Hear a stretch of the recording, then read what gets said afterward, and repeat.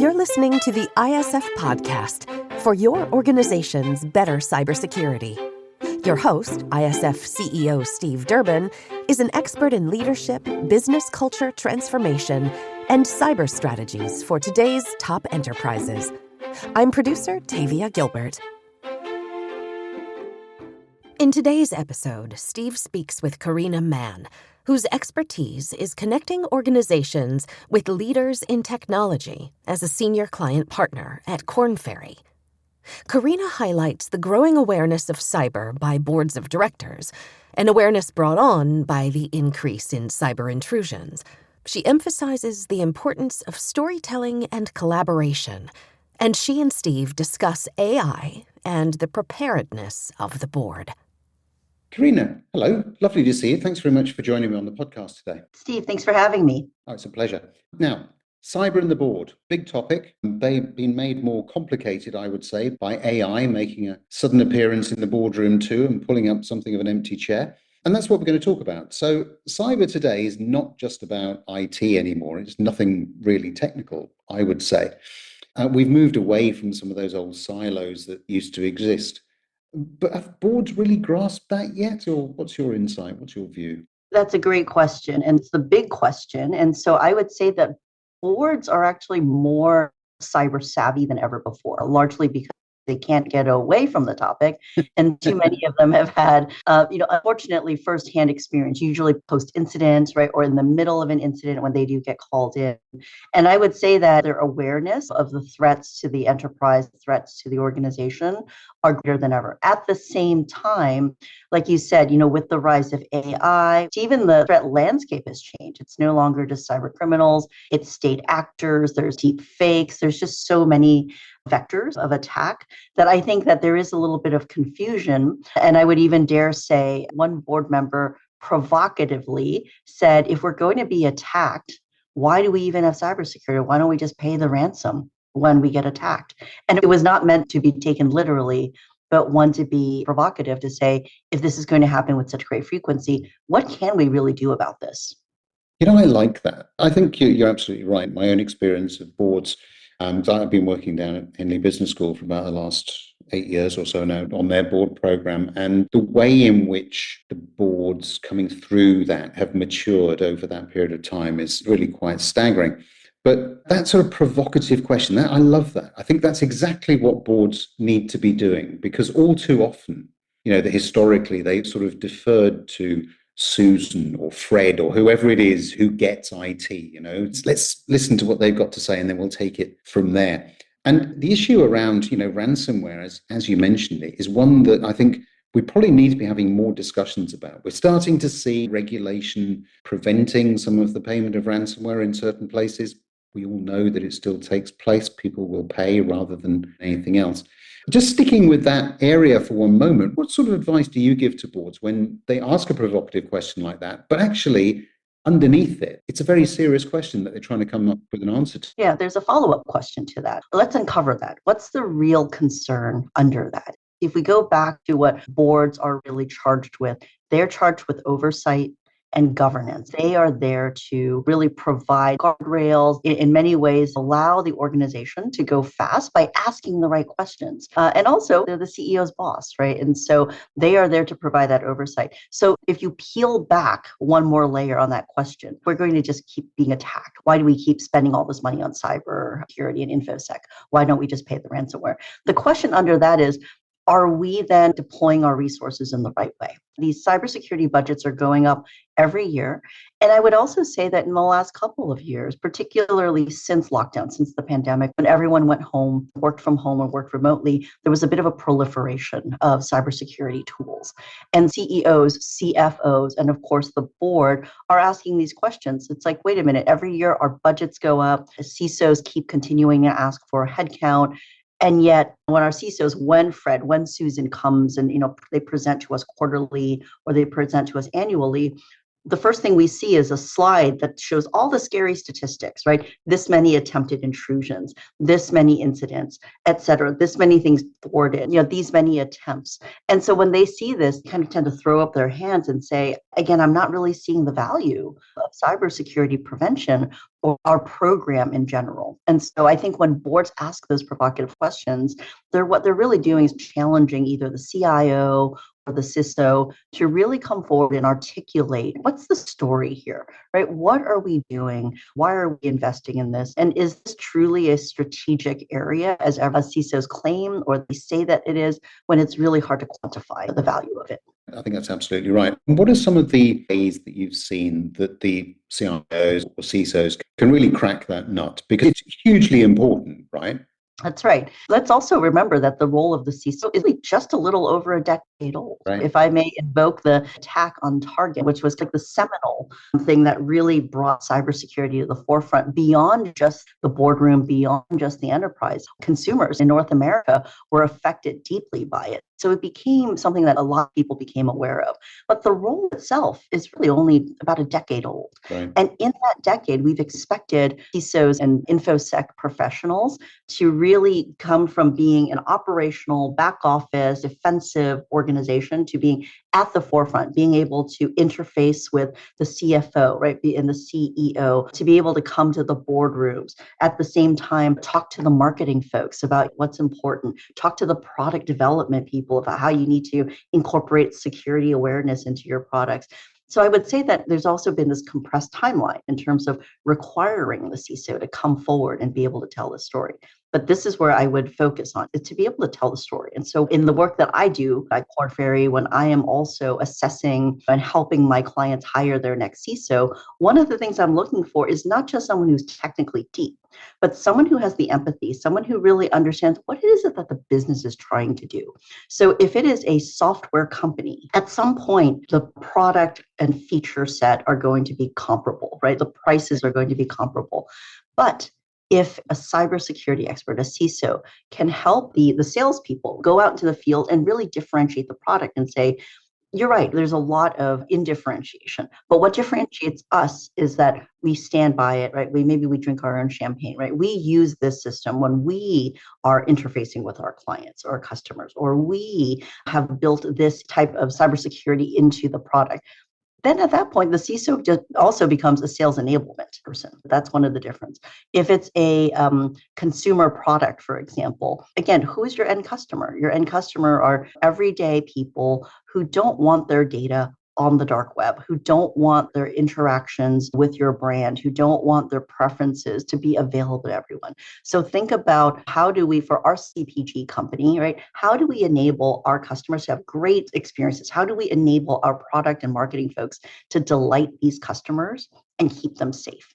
That's the story that CISOs rarely tell, I would say. They're getting better at it, but I would say very few CISOs tell that story. And they tend to focus on, again, the scary page of statistics in terms of how to keep the enterprise safe. Take it down one level, take it down to the customer level. I think that's really good advice. It's very interesting, actually, that you point out that the CISO role's only been around for about 10 years, because I think there is a tendency to forget that. We think that it's been around for very, very much longer. But as it develops, there has certainly been this shift away from it being purely technically focused. The fear, uncertainty, and doubt. Let's put a whole pile of statistics. Moving much more towards what I see in certainly some of the top tier CISOs as people who, to your point, do have the ability to use empathy, do have the ability to align what they're doing with the business. But I would also say that those kinds of individuals are still very few and far between. My next question to you is, how can people migrate along that career path? How can they identify, I suppose, some of these, what I would term real role models? And what are some of the steps that they can take to develop themselves into the sorts of CISOs that we've just been talking about? That's a great question. And I also think about what some of the top CIOs and top CTOs have done, because again, along those lines, 25, 30 years ago, the CIO role was relatively new. And they were suddenly elevated from, these were the folks who were working on my mainframe, right? Especially with digitization, the first wave of Internet 1.0, right? They really had to step up. But a lot of them, they didn't have the training courses. There was no mentorship. A lot of them just had to go and do it, and it was through trial and error. And so I would say CISOs, for those who are much more comfortable with policy memos, right, or much more comfortable communicating through others, challenge yourself to go step out and communicate, have those one-on-one meetings outside of the IT group, right? Outside of the cybersecurity group, sit down with the marketing folks, sit down with the chief legal officer, sit down with the chief risk officer, ask those questions. And then rather than say, come here and let me explain, understand what it is that they are trying to accomplish. Understand what it is that keeps them up at night. It could be that a conversation around unstructured data with your chief marketing officer leads to a much deeper relationship because there's this understanding of, okay, I understand, I empathize with what you're trying to do, how you're trying to add value to our company or create value for our company. How can I step in, right? How can I do that? So number one is just go have those conversations. They're not going to be perfect at first, but building those relationships is really important. And I always say, whenever you join an organization, you're hired for all of your experiences and all your expertise, but on your first day at the company, your trust jar is empty, right? You have to go and fill that trust jar. And so go and build those relationships and continue to fill that trust jar. The second thing I would also say is, again, with our conversation here, it's about that board interaction. And it's really understanding that the story or what the information that the board needs to hear from you, the CISO, is not the operational details that you would normally report out. I would encourage CISOs to go and join a nonprofit board, for example, something that you're really passionate about, an organization in your community, an organization in your field. It could be your kids' school, but join in a nonprofit board. See what it's like to sit as a board member, digest this information and hear what's important. You'll have a really good sense for the kind of responsibilities that fall upon a board member. And then take that experience, right, and turn around. It's like, okay, now I'm going to shift my identity from being, an operator, someone who's here to defend the company. Let me turn this around. I've got 15 to 30 minutes to either impress upon or to share the story of why this is important, again, from an oversight and governance angle. Always think of that, oversight and governance. So these are the people who are the fiduciaries who have the duty of care and must be responsible for overseeing all of the governance for the company. I would always encourage sitting in the board, and doesn't have to be a corporate board. A nonprofit board can really change your sense of perspective and your identity. I would agree with that. Putting yourself in the other person's shoes is always a good place to start. And I'm glad you mentioned the chief legal officer, because increasingly, of course, CISOs are having to deal with regulation, particularly those that are running multinational security organizations, because regulation continues to be this patchwork quilt of different things that emerge and happen on an ongoing basis. And the chief legal counsel very often can provide some of that insight or advice as to which side of the line the CISO needs to be walking. So that's another one not to forget. And to add to that point, Steve, on the chief legal officer side, the conversation there, it usually starts from a place of compliance, right? It usually starts with a patchwork of requirements, particularly for global multinational companies. But from there, the conversation can evolve. Beyond compliance, what can we do in terms of training our workforce or making people more aware? What can we also do to get one step ahead? We see in certain industries, for example, government affairs, corporate affairs has become a very important. The geopolitical situation has also required many CEOs and other executives to step outside of the corporate boardroom and the C-suites and go into these capitals, whether they're European capitals, Asian capitals, North American capitals, but really to have those conversations with political leaders. I would also say that initial conversation with the chief legal officer could end up becoming and evolving into a much more complex and rich conversation around how to protect the company. No, I would agree with that. And we've spent a little bit of time now talking about the sort of upper end of the organization, if you like, the board. One of the other challenges, certainly, I think that CISOs are constantly having to face, of course, is the opposite end of the spectrum, if you like, which is the end user.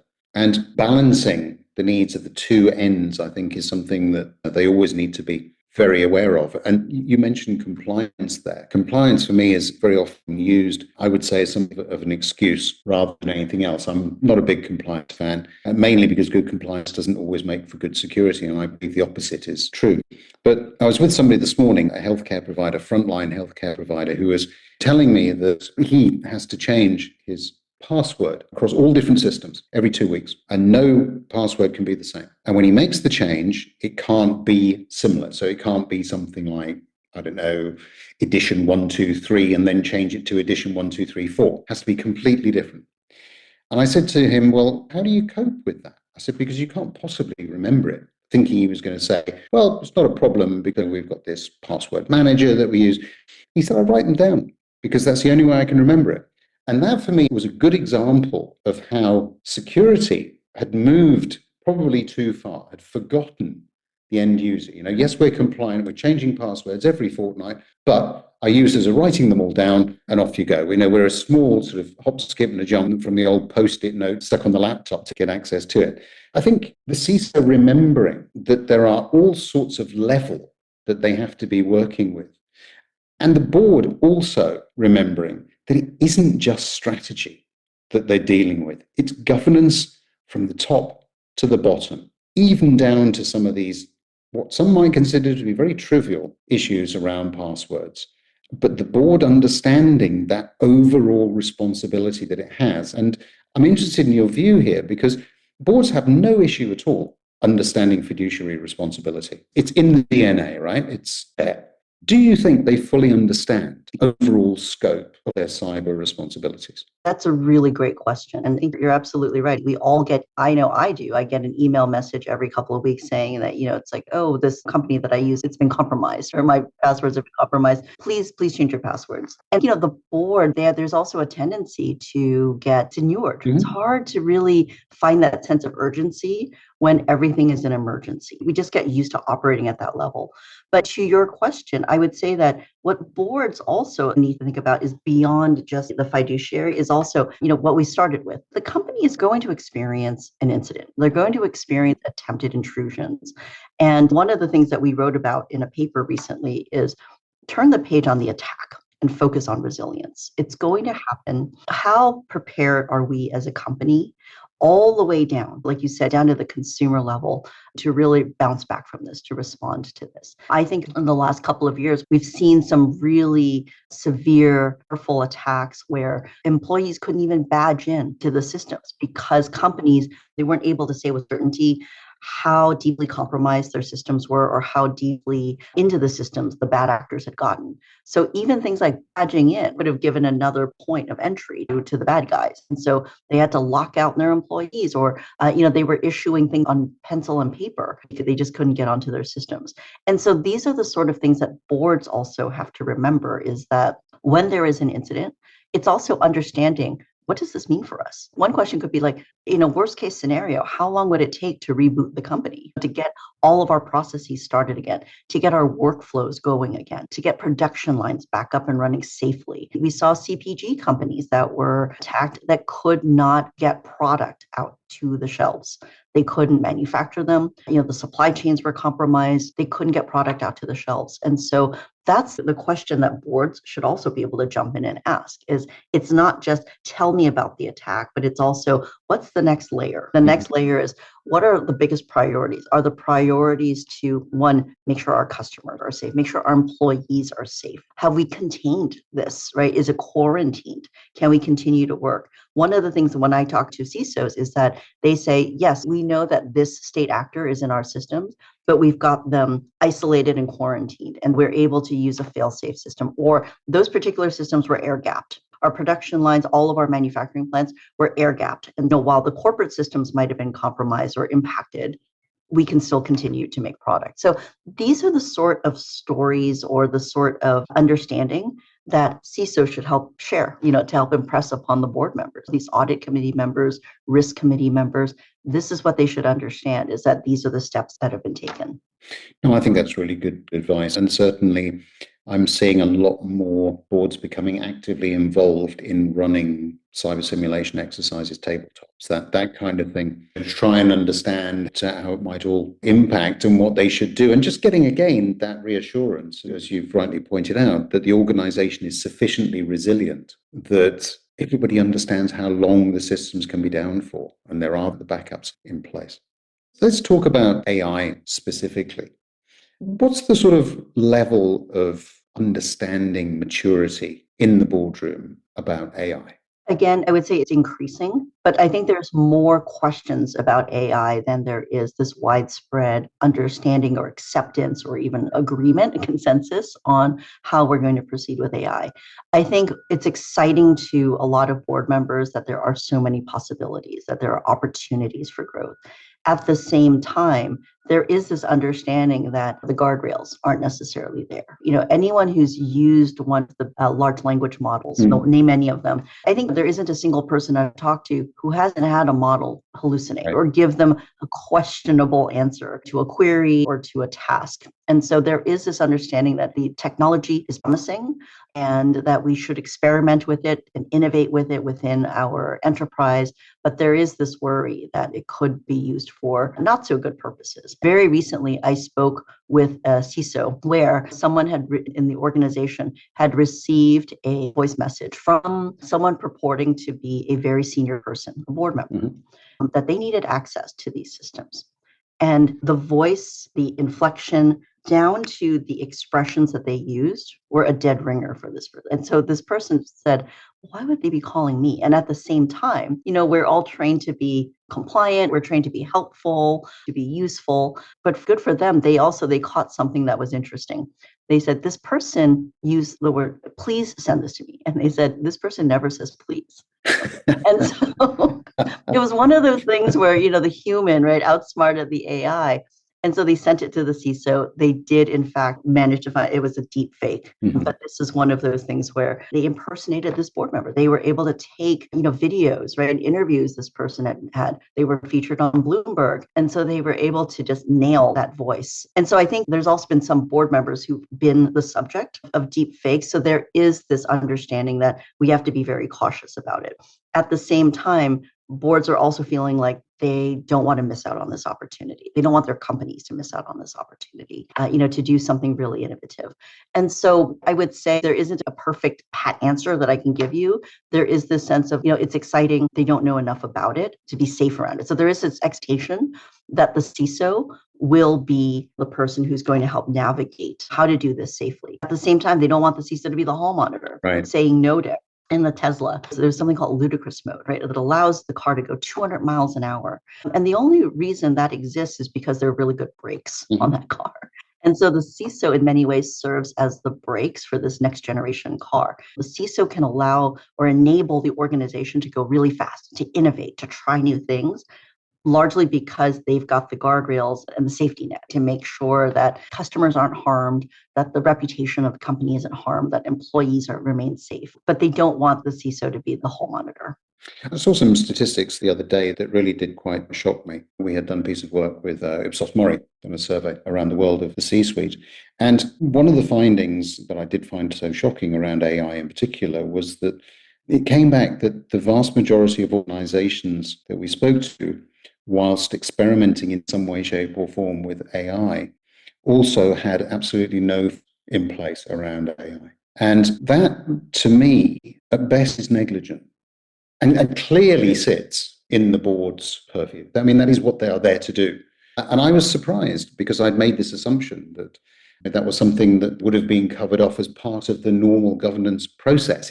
But is that something that you're seeing as well? So we do see that, unfortunately, more often than is good. But I think there's also growing awareness. And so many boards, particularly the audit committee and the committee, they are working very, very closely with a third-party auditor. They're working very closely with the CISOs, the CIOs, the chief legal officer, and the chief risk officer to really come together to create those policies.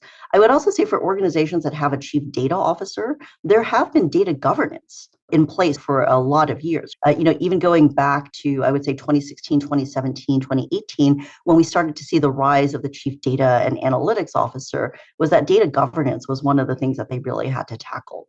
Who had access to this data? Who could have access to the data? How are we going to acquire data? How are we going to ingest it, clean it?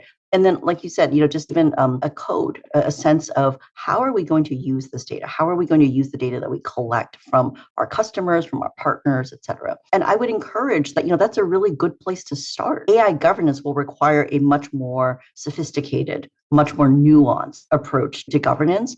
But for those companies that have already come together and articulated the data governance platform, use that framework as a launching pad for that. And again, bring in the board. Really encourage them, bring them into the conversation rather than just giving them a finished product. Make them part of the conversation. Right. No, absolutely. I couldn't agree more. Final question for you. We've talked about cyber. We've talked about AI. How do you see both of those things impacting the role of the board? over the coming, say, 3 to 5 years? Yeah. First of all, board members, the level of work required is already increasing. If you've ever seen a board briefing, it's several hundred pages, if not 1,000 pages long. And even though the board members themselves might meet at a certain set time per year, there are also executive sessions. There are a lot of things that they do outside of those defined pre-scheduled meetings. So one is I see board members getting more and more involved. They do reach out more and more to the operators to understand how AI is impacting the organization. I've also heard a lot of board members asking about our readiness. What is our readiness to do more with AI? And so it's really interesting that board members are also asking the human questions these days, and that it's not just about the governance, but they're also asking about what is the state of mind of the workforce? What's the cultural readiness and our learning agility to do more with AI? But it also means that, along the lines of with cybersecurity, where they've had to educate themselves and find ways to learn more, I'm also seeing more and more board members take a lot of these certification courses or take these courses through universities, through the extension or the professional education, where they're learning more about AI on their own, just even reading up on this. But there is this understanding that there's going to be more asked of board members to know and to be aware. They're not going to sit down and say, how do you design a neural network? But they're going to understand what the applied implications are. What are the consequences if we don't get this right? But what are the incredible opportunities if we do get this right? It's a fascinating time, isn't it? So much is changing, so much is really moving at pace, I think, and obviously presenting huge amounts of opportunities, not just at the individual level, but also at the corporate level. Karena, it's been lovely talking to you. Thank you so much for sharing some of those views and insights that you've gained. Thanks very much indeed. Steve, thanks so much. Take care. Special thanks to this week's guest, Karena Man. We'll be back next week with another new episode. We'll be back with another new episode next week. In the meantime, if you enjoyed today's episode, please take a moment to rate and review the podcast. And we'd be pleased if you'd consider sharing the episode. To become an ISF member, get in touch with Steve directly at steve.durbin@securityforum.org or on LinkedIn. Check out all our media and resources. All of it is there to support you at securityforum.org. The ISF podcast is produced by Talkbox Productions and Tavia Gilbert. Thanks for listening.